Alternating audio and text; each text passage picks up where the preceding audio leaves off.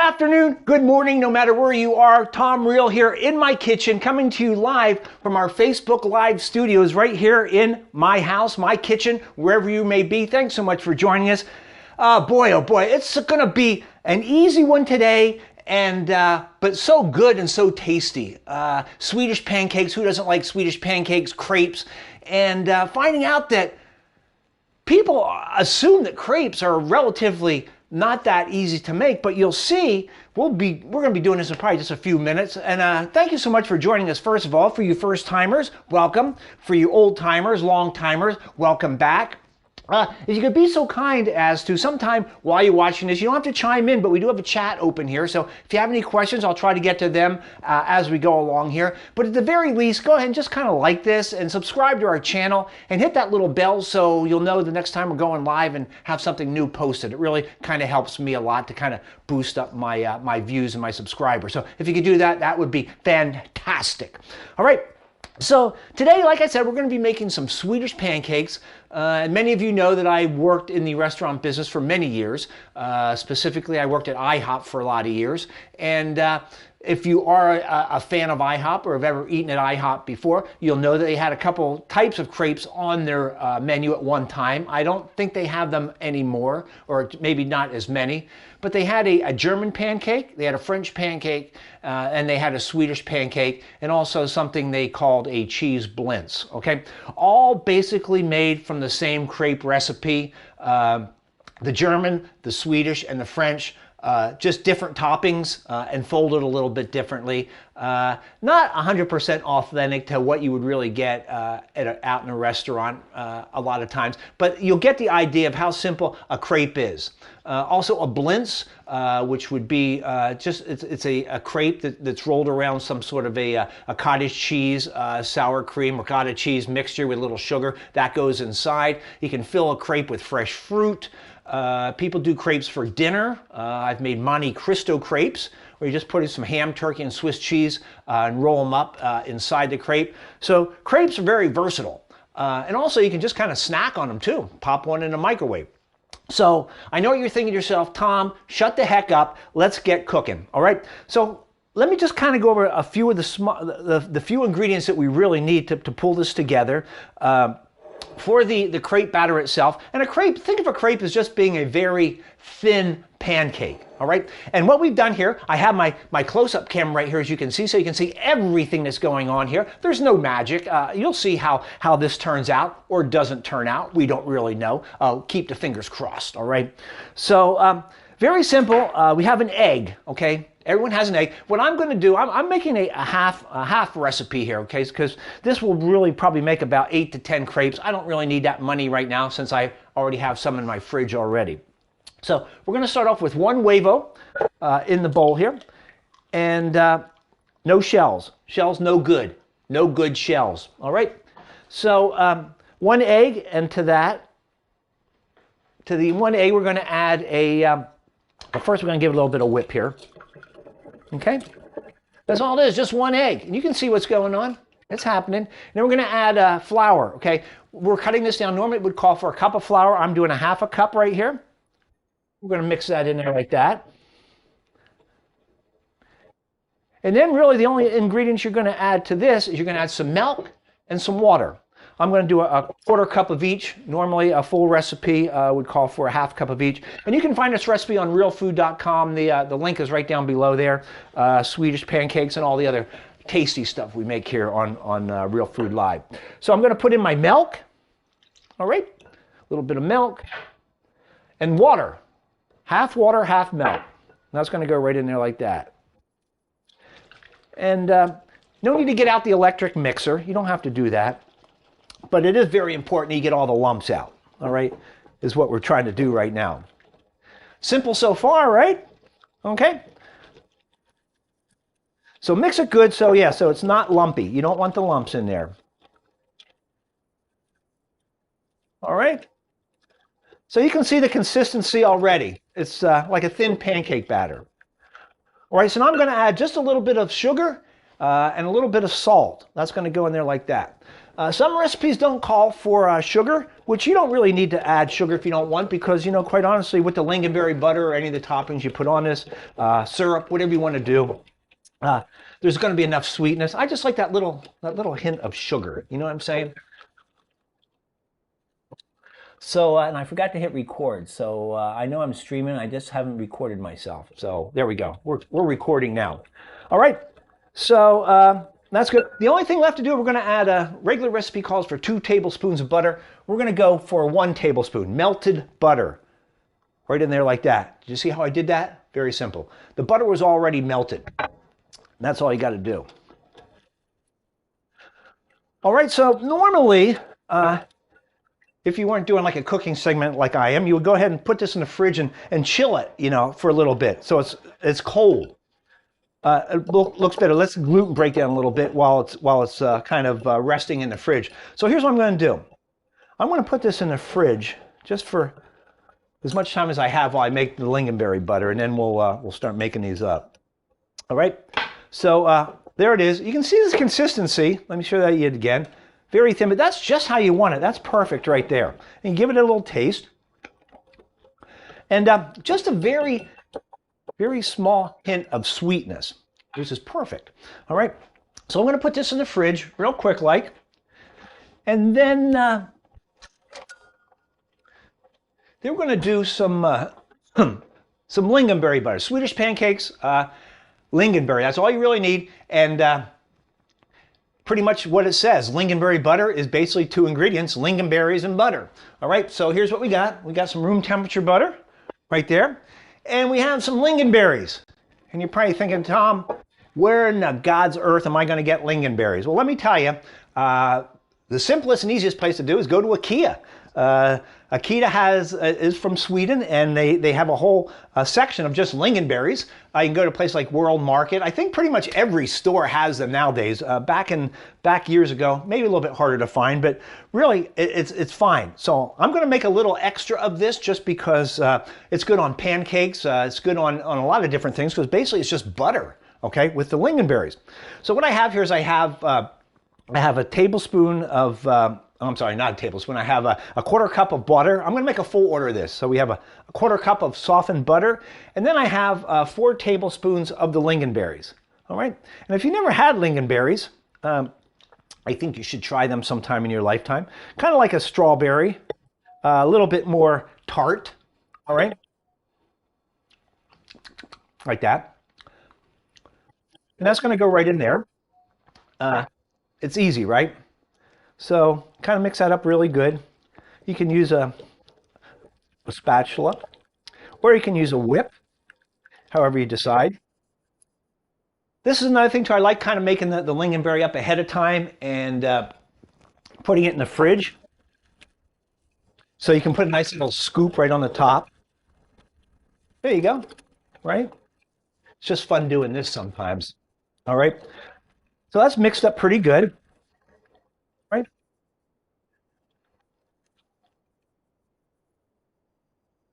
There you go. Any questions so far? All pretty simple stuff, I think. I think it's simple stuff. We don't know. Lingonberries, I'm going to put these in the fridge and just kind of let them get a little chilled. All right. So let's see what else. Boy, I don't know how I got so much food in this refrigerator. My God.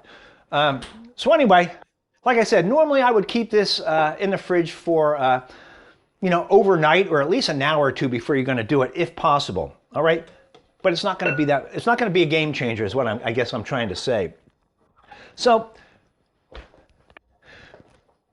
what I thought I'd do is I'm going to show you pretty much the technique. And, you don't need a crepe pan. A lot of recipes, you get a crepe pan. Just get a regular non-stick pan. I have this particular one here. This is just a 10-inch non-stick pan. We all have one of those laying around. I wouldn't go too small, but at least a 10-inch. You can go to 12, 14. That's good too. But 10-inch seems to be a good size pan to actually make a crepe in. So that's what I would do. And then the only thing left is to cook this. Well, I have a stove here. Obviously, it's nowhere to be seen. You can't see it in this shot here. You can't see it in this shot over here. So lo and behold, I have one of these cool little portable stoves. I'm going to cook right here in front of you. What do you think about that? That's pretty impressive, right? So I'm going to do all the cooking right here, so you can see the magic happen as it happens. All right. So first thing you want to do is you want to get that pan up to about medium high heat. So let's kick this on here and make sure I don't have any problems. There you go. You can see the heat's coming up pretty good. These are the coolest stoves because I'll tell you, when I first started doing like cooking segments on TV shows, they didn't have any sort of cooking. And I was turned on by this little cool stove here by a good friend of mine, Gary Bergeson. I used to do spots on a show called Breakfast with Gary and Kelly, and he had one of these.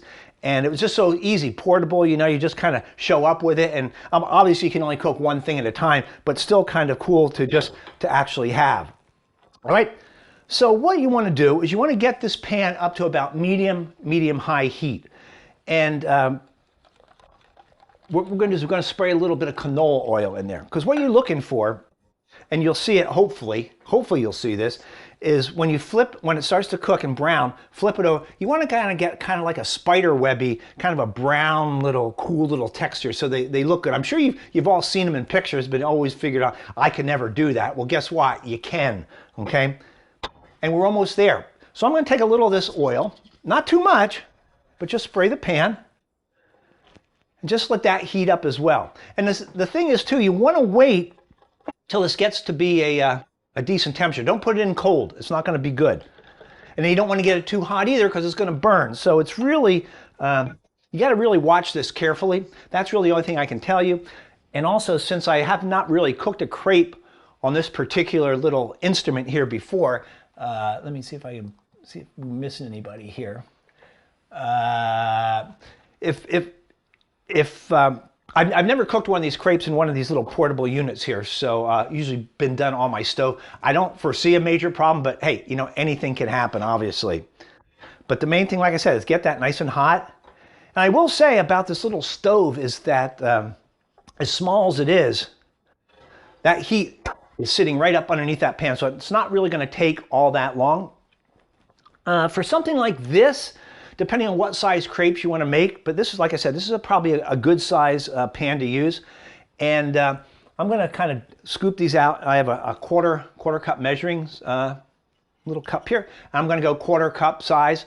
You'll see that should probably be just about right. All right. And if you want to give it a little test, you can always drop a little batter in there first of all and make sure that at least it's heating up. But I think we're going to be good. You can put your hand in there and see if you scald yourself. All right. So there's a little bit more spray. And let's just go for it and see what happens. All right. I'm just going to make a couple of these so you get the idea. And then once we're done, you can kind of shut down your computer and go out in that kitchen and start cooking. Sound like fun, right? Okay. So let's kind of scoop these out somewhere close to that. Now watch. Now here's the part you got to really watch. Because as soon as this hits the pan, it's going to start cooking, as you will see. Hopefully not too much. So pour that in there, and then just take your pan and just start swirling it. See, that might even be a little bit too hot right now. Because that's what makes it thin. All right. So that was pretty good. I'll turn it, I think I might turn this down just a little hair here, just to be, so it doesn't cook too quickly. And you don't want to rush these, all right? But as you can see, it's a little bit thicker in the middle there and a little bit thinner on the outside, as you can see that. And the idea is you want to kind of get this to fill up the whole bottom of the pan, all right? Simple stuff, right? Sometimes. So what I'll do is if I'm going to be making more than one of these, I'll kind of get just a plate. And you can kind of separate these with a little wax paper or something, because they do have a tendency to stick together. And that's kind of like what works for me. So these are getting pretty good already. So you can kind of see, I'm going to flip one already. So see, you can kind of see the spider webby effect there. Okay, I'll just singe some hair off my hand. Ha! Didn't need that anyway. Woo! boy, does that smell. All right, so we're just let that cook a little bit more. And what I'm going to do here, that heat is still good. I'm going to put a little bit more spray in it, and I'm just kind of work that batter a little bit more, so it kind of try to fill up the whole bottom of the pan. It's not so thick there, but this is fine. You roll it up, you put some butter and powdered sugar on it. It's going to be great. All right, so let's we'll take one of these out of here right now. We'll just kind of pop it on the plate. And not going to take that long, obviously, because they're not that thick. So we'll put that on the plate, and that's really a good part there. It's really sugary and sweet. All right, so let's spray that. Let's try this one again. All right, 1/4 cup right in there.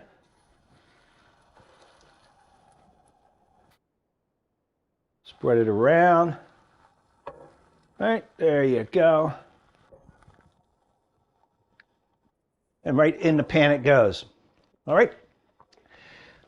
So that's it. Maybe down a little bit more. So right now, as we're doing this, obviously the lingonberries are kind of setting up in there, the lingonberry butter. So that's going to be kind of nice when you put it on there. It'll at least kind of hold its form and kind of melt slowly over the pancakes. Also, you need a little bit of powdered sugar, very important, powdered sugar. You don't want to forget powdered sugar. Just a little bit of sweetness on these, and this one's a little bit better. Okay, there you go. And these little doohickeys hanging on here, so good, so good. So that's going to be number 2,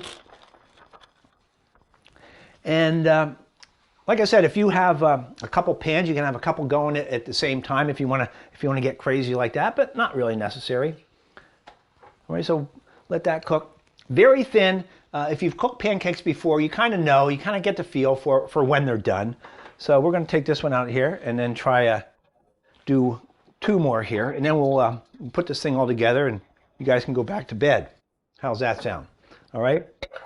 So there you go. In there like that. Spin it around like that. See what I'm doing? You got to get that. You got to work it quick because the pan is going to be hot. So you got to keep that in mind. You can see that I started swirling that pan as soon as I put that batter in there because it cooks quickly. And then it has a little bit of sugar in, so it will brown up fast as well. So just keep those 2 things in mind. You should be good to go. All right. What am I forgetting? Am I forgetting anything? I don't think so.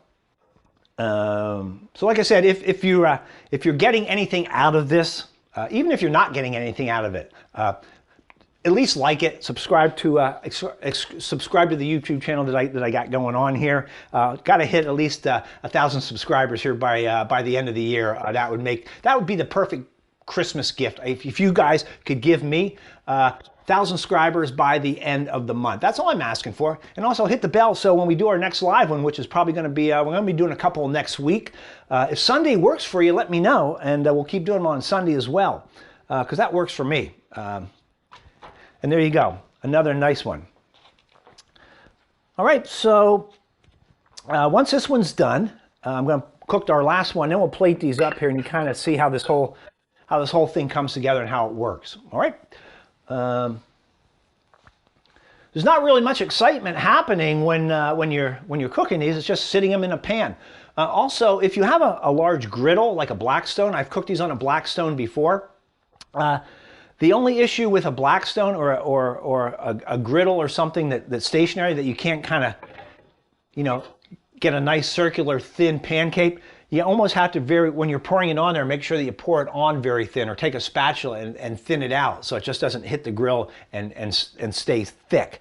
All right, so that's why a crepe pan really kind of works the best, because you have the control to be able to do that. All right, so let's do one more here, and I always try to spray it between each one, even though you do have a non-stick pan. We'll put this one up here like that. All right. There you go. This is going to be the last one. All right, so here's what we'll do. while that's cooking.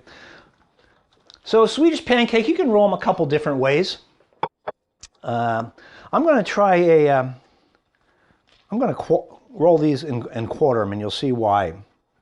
What I'm doing is I have 4. Okay, I'm going to kind of plate them like that. All right, and these are still warm. I mean, you can keep these warm in the oven, but since they are thin, they will have a tendency to cook and get crispy.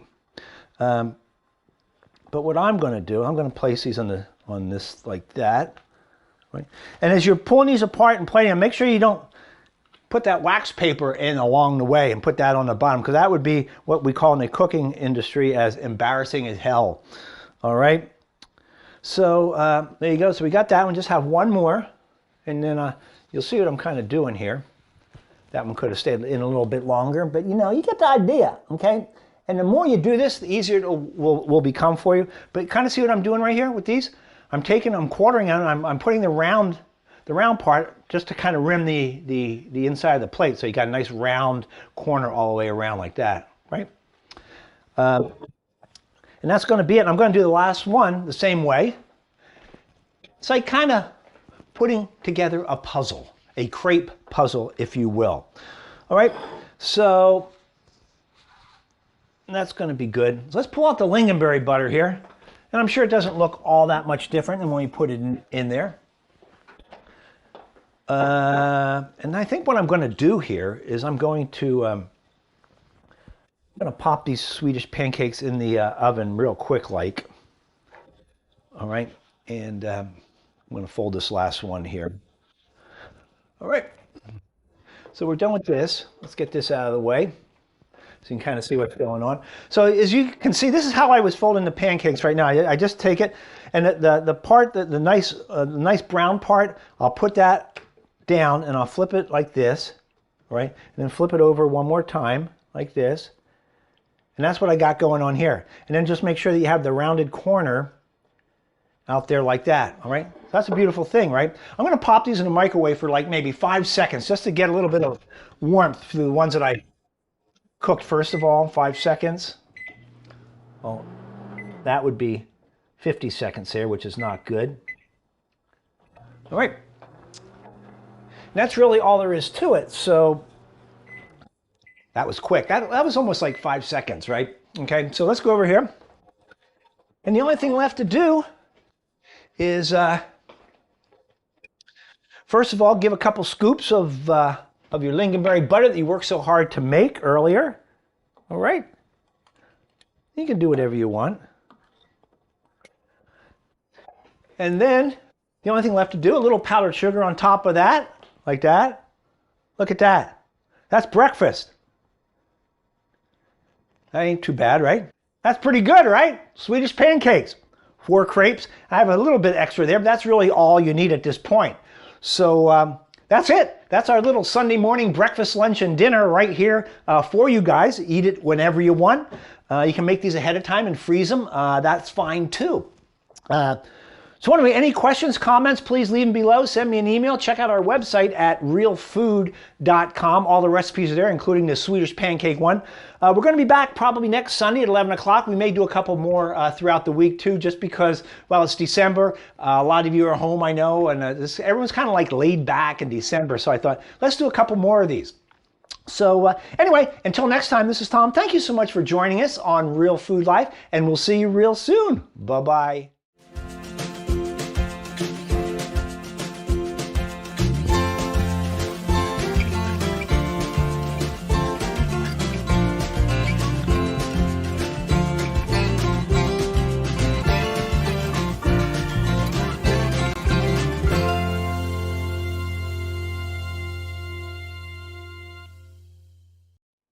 Hey guys, thanks so much for stopping by our YouTube channel. If you could be so kind as to just hit that like button and also the subscribe button. And then, if it's not too much to ask, hit that little bell so you know when we have new content coming your way. You'll thank yourself in the morning, I promise.